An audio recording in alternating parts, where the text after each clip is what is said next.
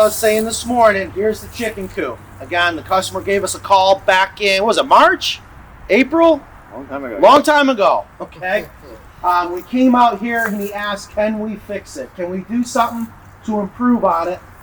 Long story short, after 2 hours, it actually broke my heart to say it, but you know, every coop I look at, I always think about, you know, if it was my coop and if I was spending my money. Unfortunately, it was not worth putting another dollar into. And imagine being the customer. But I know, knowing you guys and what we do, they're going to be ecstatic when we're all said and done. So pulling up, you'll see it's not a bad looking chicken coop, right? That's what I said. But you're going to see the difference of what we do and why we do what we do. Even if you're not an engineer or know how to build or anything like that. So we're going to get after it, but the first job's going to be is to move this chicken coop.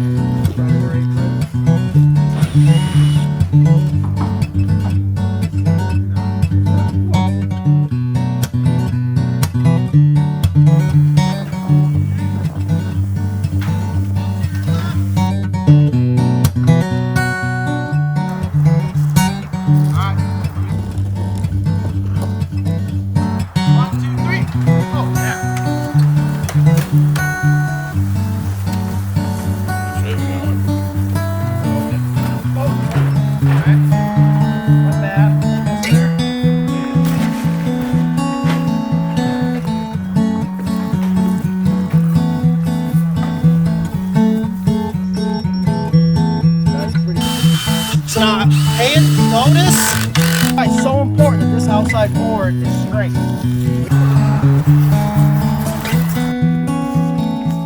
What should happen?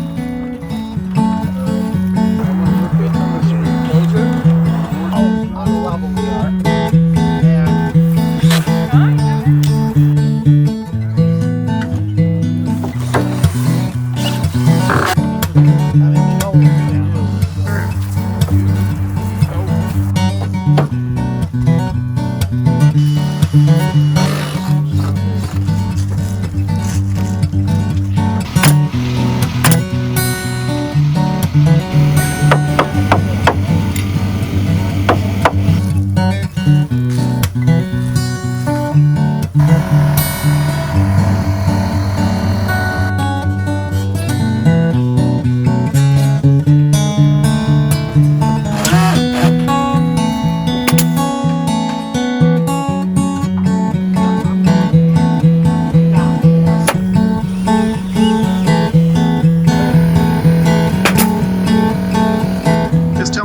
So far of the progress?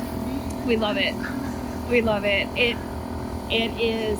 It's the perfect size. I was a little bit worried that we were going down a bit in size, but it's absolutely perfect. And it's amazing to see the difference in the assembly from Carolina Coops to, you know, what we had done before. I mean, you can obviously see the way that they're assembling it, that it is a far superior coop.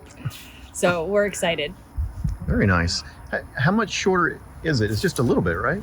Yeah, it's not much. It's, you know, the key is that they're going to be able to go under the box in this, and they couldn't in that one. Right. It was cut off. That's correct. Okay. Yeah. So they may have as much space to move around. It's hard to tell for sure, but yeah, it's great. I think they're going to be very happy.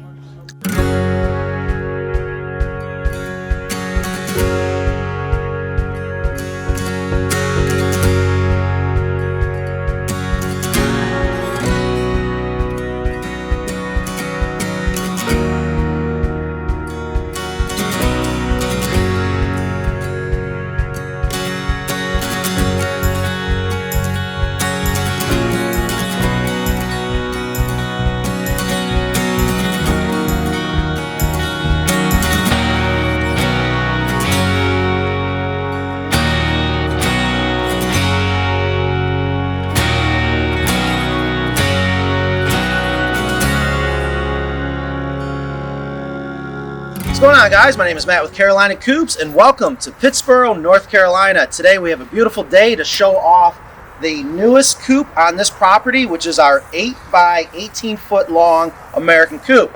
Now, if you've been following us along this entire time, this is the solution to the original problem that our customers, that you're about to meet here in a second, called us to help resolve. And if you didn't already watch the first part of this series, definitely got to go back, watch that before I spoil it. Kim, Scott, thank you very much. What we wanted to do in this video real quick is do the walk around of your new chicken coop. And for all you guys out there watching, I just showed up myself. I have not had a chance to do my walk around, so I'm taking a little chance here. I'm hoping my guys yesterday did a fabulous job. But again, this walk around is for you guys. So just forget the cameras even there. Any questions, comments, anything at all, we definitely want to hear from you guys. And Kristen and I, our chicken expert here, will do the best we can to answer any of your questions, okay? Sounds good. I believe we got on video. We talked about where are we going to put the chicken coop, and that is so important. What are some things to consider? This couldn't have worked out better. We slid the coop back.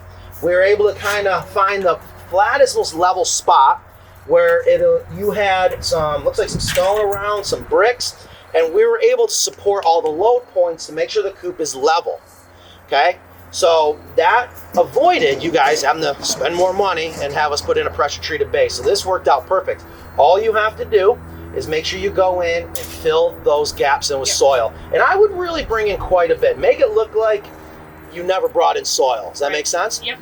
But again, for YouTube chicken police, we are aware, okay? There is a gap underneath there. They're going to fill it in. But you have this predator apron right here to keep animals from digging underneath.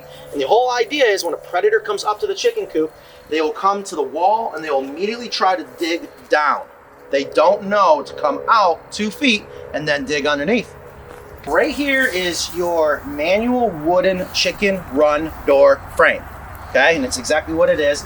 We have this manual wooden door for the chickens to come in and out, and we have our chicken run door frame. And what I want to emphasize here is this gives you the ability, when you want to let your chickens free range, just open and close it right here, okay?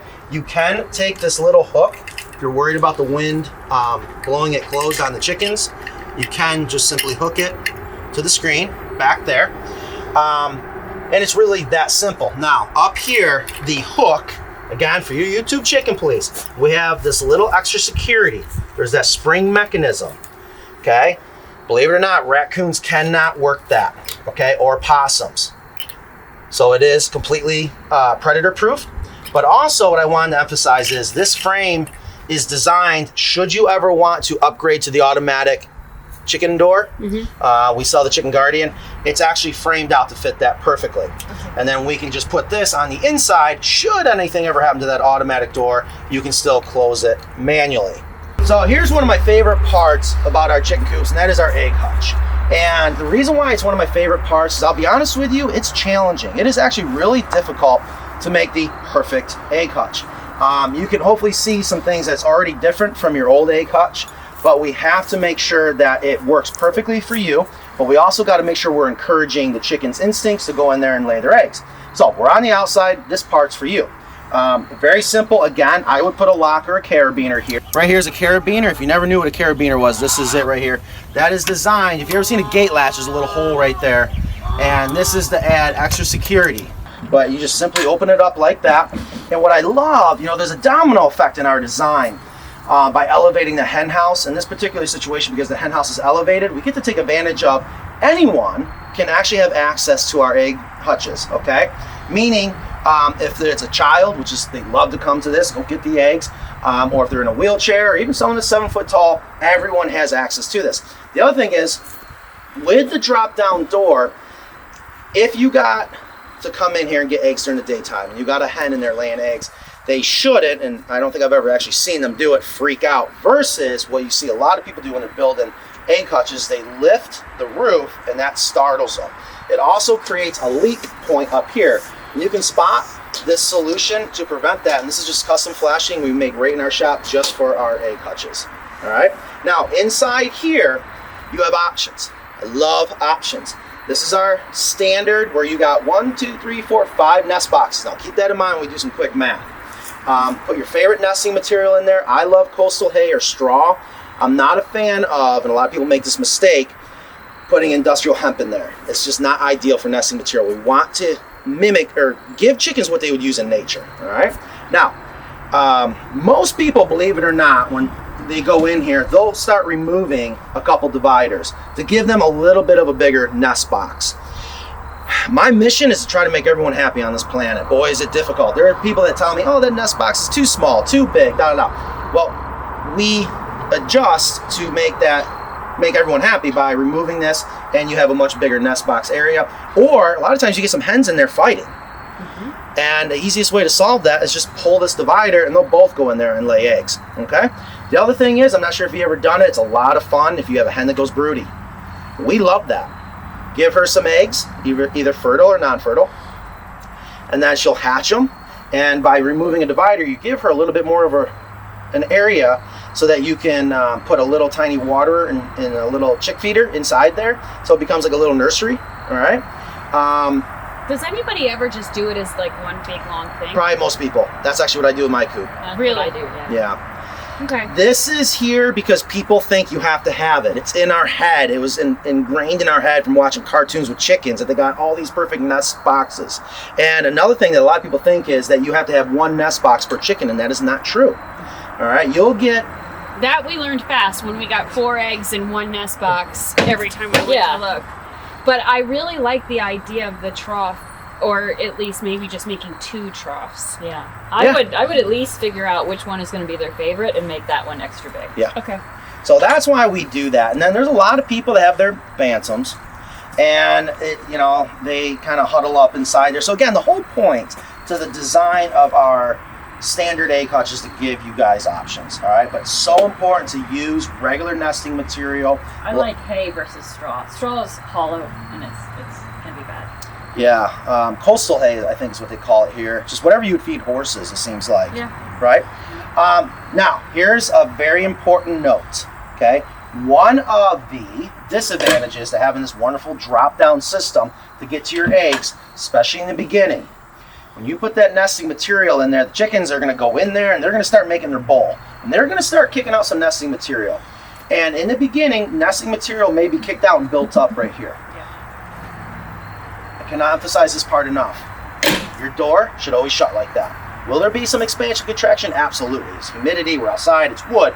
But if you start to find yourself going, oh my God, it's not shutting, that's because we have some nesting material that built up right here. We just got to give it a quick wipe and it should shut just like that again. Once those nests have been established and the material's locked in, it becomes pretty much a non-issue. Does that make sense? Mm-hmm. All right, so here you have your windows, and as I was saying earlier, you can never have enough ventilation, but what's nice is you have the ability to open and close them. And inside we have our dowel system. So let's say we want to open them up, but we're going to say all the way. Now, could you put a hook and chain here? Absolutely. And get it wide open. The reason why we don't encourage that is because when we say the window's fully opened, we're at a 45-degree pitch. Chickens don't like to roost and perch up on anything that's more than 45 degrees. If you kept your windows like this, believe it or not, chickens always want to go to the highest spot to roost. You have a potential that they're going to try to roost up here and then defecate all over your windows and not go inside your hen house. Make sense? Now this material is polycarbonate, not plexiglass. And the reason why I want to emphasize that is polycarbonate is 400 times stronger than glass. Plexiglass, you try to cut it, whatever, it's brittle and it'll shatter on you. This stuff cuts like butter, but you cannot break it. All right, so here we are at the business end. This is the back of the hen house. Why is that funny? Business end. It's all business back here. Well, a lot of people always say, oh, Matt, that's the front of the chicken coop. It's not us. This is the back of the chicken coop. Either way, it doesn't make a difference. Here are the hen house doors and the deep litter door. Absolutely critical when it comes to addressing probably the most inconvenienced part of having chickens, if you will, that most people think, oh, I don't want to have chickens because I'm going to have to clean it out all the time. You don't have to. I know with your older coop, you were able to incorporate the deep litter system, so you're ahead of most people when they get their chicken coop. But I'll show you, maybe there's a little bit of differences with our hen house when it comes to the deep litter system. And again, answer any questions you have. It's like you're removing a complete wall and giving yourself full access when it comes to whatever you got to do back here, which is usually going to be tending to the diaper, tending to the deep litter system. And we're going to talk a little bit more about that. And I thought it'd be fun. We got 6 bales of hemp with us today. And I thought it'd be great to go ahead on camera, cut these open and see where 4 bales take us, to see if our math is correct from Video Chicken, but possibly add 2 more. All right, what do you think? What do you guys think Well, of it's that? up to them. It's Yeah. their Yeah, Awesome. absolutely. And actually, let's go ahead and open up the deep litter door and drop this down to give everyone a good shot of that. And it just doesn't get any easier. And you'll only need to open this until you actually have to clean it out. All right. But it is all solid wood, solid high density. And it's a little overkill, if you will, for a containment system, but people absolutely love it and it'll last forever. All right, so what we're gonna do is we got 4 bales, 33 pounds each. We got a 6x8 hen house. It's 12 inches tall. We're gonna open it up and start your deep litter, All okay? right, let's do it. Let's see if four is enough. Wow, look how much that is with just 2. Possible we only need 3? We're about to find out. That's why we're doing this, Kristen. What do you think? So the nice thing about a 6x8 hen house is we're 6 foot deep that way. And if it was 2 more feet, be kind of a far reach if you had a rake. But it's very easy if you have a rake, you know, a normal rake or a hoe, to come here. A lot of people hanging on the side of their chicken coop just to be able to go back there and open it up. Or push it in the back. I might even say that's enough. I don't know. Well, And the only reason I say that is when we go to a coop and we drop to clean out and we drop down the deep litter door, you see like there's this much hemp that's not being used at the bottom here. So I've been telling people maybe you start with a little less and make sure this gets used up, because if you only have 4 inches at the bottom, use that up before you put more in, because it's very hard to utilize what's on the bottom, because you have to really mix it and scoop it. And yeah, I mean, the rule of thumb is to start with minimum 4 inches. We typically say 4 to 6 inches is a good starting point. All right, so if you want to come in here. So here we have, you're just very standard basic rock rake. And as you can see, being that it's 6 foot, and this is probably like a 5 foot rake, when I'm standing here, it's nothing to reach that back corner. We have done hen houses that are 8 foot deep, like 10x8s and whatnot. It gets a little, you gotta really get in there and get to that back corner. It's not the end of the world, but it's just something to think about. So I'm dying to set up these nest boxes because I want to try the trough. And I want to see how it goes. So you want to, So what do you take the think? dividers out. How do we want to do it? Do we want to do all at once, Scott, or do we want to do partial? I vote all at once. Let's try it. Let's do it. And just see how it goes. I love this idea because they are always arguing over the spot. which spot do they tend to like? Middle. Material in here is the same material that's in your deep litter system. It's the food safe high density polyethylene. Okay. Believe it or not, and I'm on record, and I'll go on record again, I'm actually not a fan of the high density polyethylene inside egg hutches. However, every time I mention that, I seem to be the only one convinced of that.